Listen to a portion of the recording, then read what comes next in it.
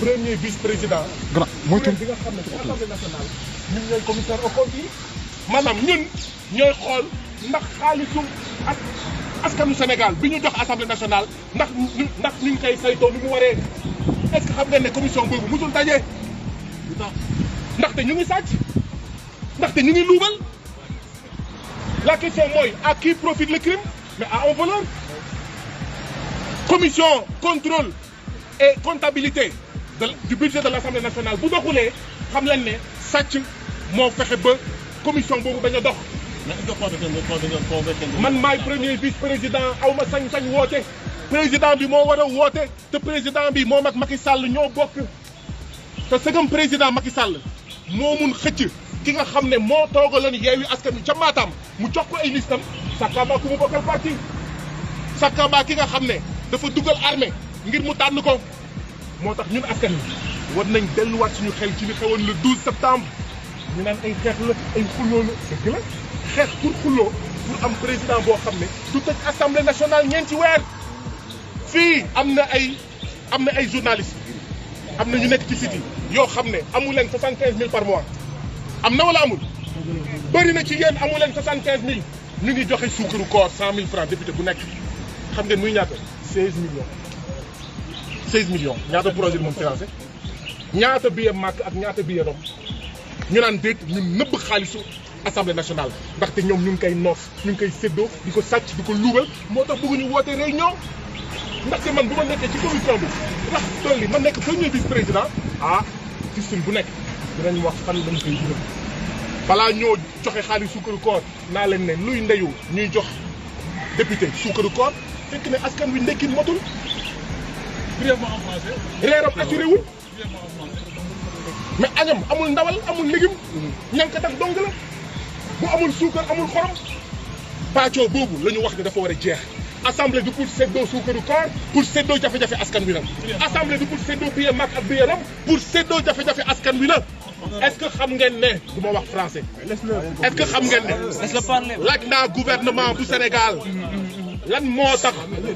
ñuy door feuse lu tax ñuy door feuse bu Bour News buy def liggéeyam lu tax ñuy door ba mu dem hôpital Adja Ndiaye bu Dakar Actu muy journaliste comme yéen lu tax ñu leen di gazé di leen di matraqué ci manifestation yi ñuy nangu seen micro ñuy nangu seen caméra laaj naa laaj boobu ba tey gouvernement nanguwul ñëw président assemblée nationale nanguwul woote réunion kon bu yóbboo ngeen xam ne lii xew fii musiba ñun ñëpp la laaj nañ leen lan moo tax ngeen di jàpp Babacar bu Kewulo lan moo tax ngeen di tongali Pape Ndiaye bu Walfadjri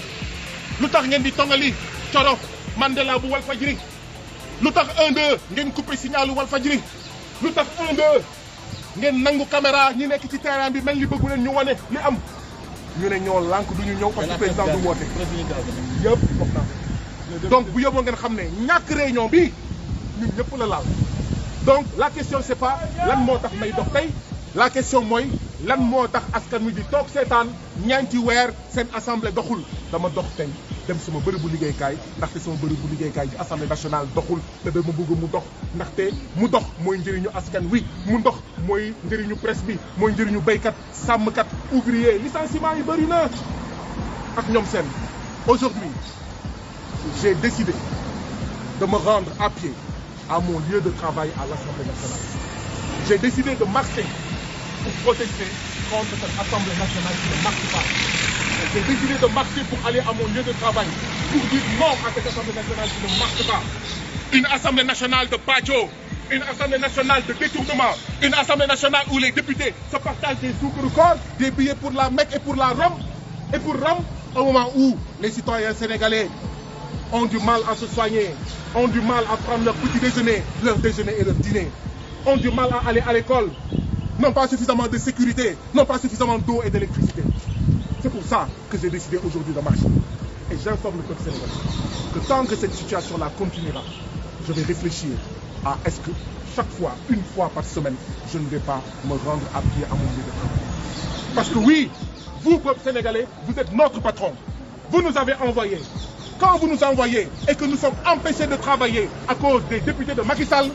soucieux que d'une troisième candidature illégale et illégitime, c'est notre devoir, à nous, votre serviteur, vos serviteurs, de venir vous dire, patron, peuple sénégalais souverain, ah, nous sommes bloqués, venez débloquer l'Assemblée nationale.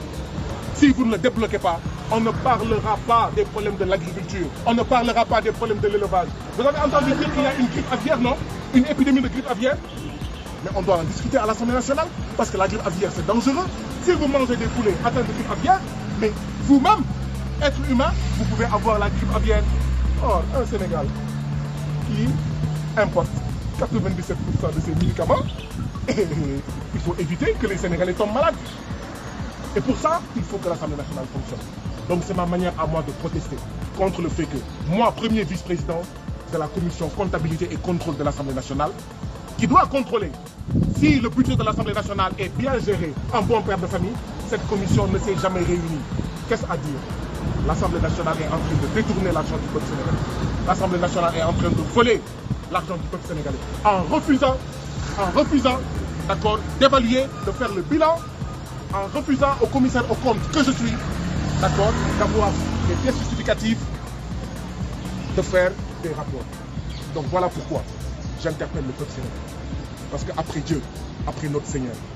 notre patron s'appelle peuple sénégalais. Et c'est lui qui nous a envoyé, nous députés. Pas pour se partager des sous de corps, des billets de Rome et des billets de Mecque.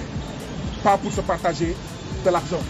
mais pour se partager les préoccupations des citoyens sénégalais. Pour se partager les difficultés des citoyens sénégalais et chercher des solutions ici à l'Assemblée nationale. C'est pourquoi quand on parle de dialogue, dites au président de la République, comment il peut empêcher le dialogue dans l'Assemblée nationale et nous inviter à un dialogue? Ce n'est pas vrai. Je vais partir, sinon, merci beaucoup.